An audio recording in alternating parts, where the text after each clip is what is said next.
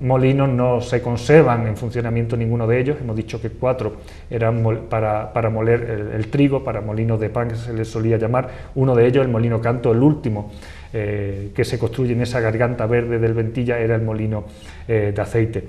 De ellos pues se han conservado prácticamente todos, pero ninguno en funcionamiento, y algunos bastante alterados en su estructura arquitectónica. Pero no dejan de ser molinos que son testigos incuestionables de la historia y la arquitectura de Arriate, y miembros bastante callados, ¿no?, de lo que ha sido toda esta historia de la que hemos hablado. ¿Y del entramado de las acequias hay alguna que todavía funcione y tenga...? En funcionamiento, pues prácticamente podríamos decir que no está en ninguna. Esta acequia mayor de la que hemos hablado, acequia principal, pues se conserva en tramos como, bueno, como acequia en sí, pero no tiene funcionamiento ni corre el agua ya por ellas, ¿no?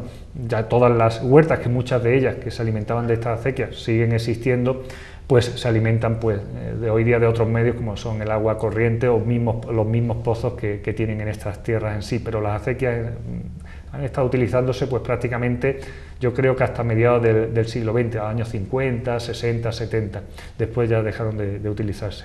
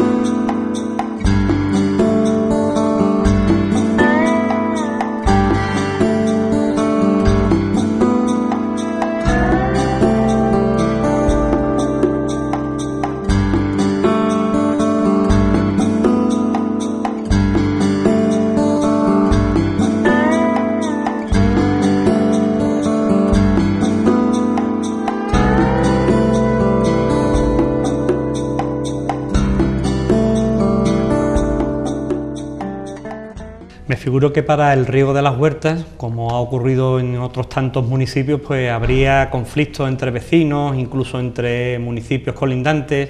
¿Se producían ese tipo de pleitos o de encuentros por tener la posesión del agua? Pues la verdad es que sí, nos ha salido documentación principalmente del siglo XIX. Parece ser que anteriormente o no existe la documentación o había menos problemas, pero sí es verdad que durante todo el siglo XIX pues hay bastantes quejas y encuentros entre los vecinos, no solo de Arriate, sino también los de Arriate, con lo que serían aquellos vecinos del término de Ronda. Y me explico, sabemos todos que el río Guadalcoacín, a su paso por Arriate, el río Ventilla, traspasa también buena parte del término de Ronda, como todos sabemos. Pues bien, antes de pasar por término de Ronda, pasaba por término de Arriate, como hemos dicho anteriormente, y todas aquellas huertas que estaban en las laderas de un lado y del otro del mismo río en sí, pues se nutrían, como decimos, de este agua, del agua del río, para poder regar. A la vez de este mismo río se extraía también todo el agua de las acequias que hemos hablado anteriormente, tanto de la acequia mayor como de las acequias secundarias. Por lo cual, desde el mismo siglo XVI debió haber una organización bastante importante, ¿no?, alrededor de esta acequia y de ese interés por el agua, ¿no?, del río en sí, porque por mucho caudal que llevara, que seguramente sería mayor que el de hoy día, pero no había agua para todo el mundo en el momento que ellos quisieran. Había, por tanto, una comunidad, una especie de comunidad, por así decirlo, de regantes en la zona de Arriate, que eran los que iban a organizar la distribución y la organización del riego del agua de Arriate, no solo del río en sí, sino también de las acequias. Esta organización de la que estamos hablando, nos ha aparecido documentación en la que hemos podido comprobar que se hacía por días, ¿no? Se hacía por días, y había ciertas huertas que se distribuían a lo mejor lunes, miércoles y viernes, y otras que eran martes, jueves y sábado, por ejemplo, ¿no? También había los días en los que este agua no solo se utilizaba para regar las huertas, sino que se utilizaba para que el molino pudiera trabajar. Es decir, el molino no siempre podía trabajar, sino trabajaba los días que tenía establecido por esta comunidad de regantes de la que hemos hablado, ¿no?, porque se nutría también de las acequias en sí, ¿no? Con esto lo que se procuraba era que, primero, que hubiera agua para todos de una manera organizada, que todos pudieran regar en todos los puntos del término municipal de Arriate. Pero sabemos por esta documentación que te he dicho antes del siglo XIX que bueno, no fue todo lo organizado que pareció en ciertos momentos, y que había personas, había regantes con algunas de las huertas que extraían el agua cuando les parecía bien de estas acequias o bien del río directamente. Esto pues tenía un gran perjuicio no solo para los regantes de las huertas de Arriate, para los molinos, sino también para los que venían detrás, por así decirlo, y los que venían detrás no eran ni más ni menos que las huertas y regantes del término municipal por donde pasaba este río, que se veían en ciertas épocas que por la mala utilización del agua en la zona de Arriate pues prácticamente no iban a tener agua en toda esta zona de las huertas de abajo, que se les suele llamar el Llano de la Cruz, etcétera, etcétera, que sabemos todos que estaban plagadas y siguen estando plagadas de grandes huertas, ¿no? En algunas ocasiones, en este siglo XIX, como decimos, las quejas fueron bastante frecuentes de la población de Ronda hacia el concejo de Arriate y también hacia el concejo de Ronda, porque este agua era muy escasa lo que llegaba a esta zona, ¿no? Con lo cual, pues tuvo que haber, ¿no?, durante 4 o 5 siglos una organización bastante importante, ¿no?, en todos los sentidos, de horario, también no solo de día, como hemos dicho anteriormente, sino también los horarios estaban muy bien establecidos, ¿no?, desde tal hora a cual por la mañana, desde tal hora a cual por la noche, para el molino, para la huerta, etcétera, etcétera. Estaba perfectamente regulado para que no faltara el agua en ningún momento a nadie y tuviera un reparto igualitario, y a la vez sobrara agua para las huertas que había en la zona de Ronda. Bien, pues centrados también en las respuestas generales del Catastro de Ensenada, ¿qué podemos extraer sobre la actividad ganadera en el término municipal de Arriate? ¿Cuál fue la cabaña más importante? Si existen esas cabañas todavía hoy en día.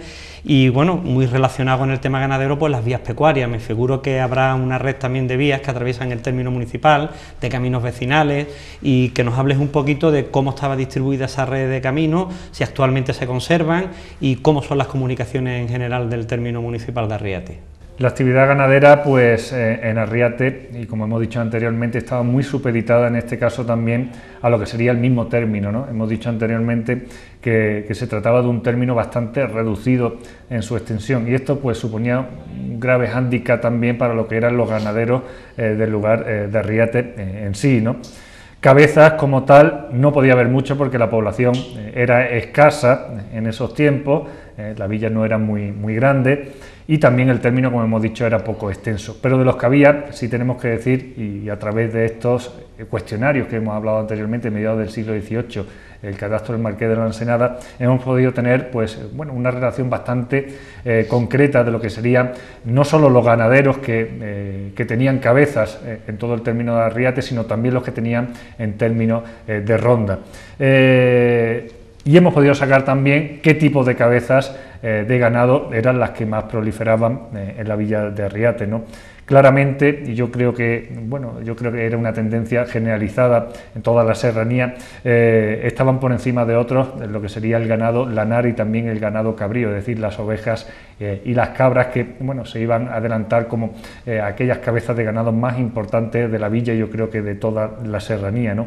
Y aquí, bueno, yo creo que hay un aspecto interesante y casi un poco curioso, y es que siempre, o tradicionalmente se ha querido relacionar Arriate con la industria de la chacina. Ya sabemos que la chacina procede del cerdo, ¿no?, en este caso concreto.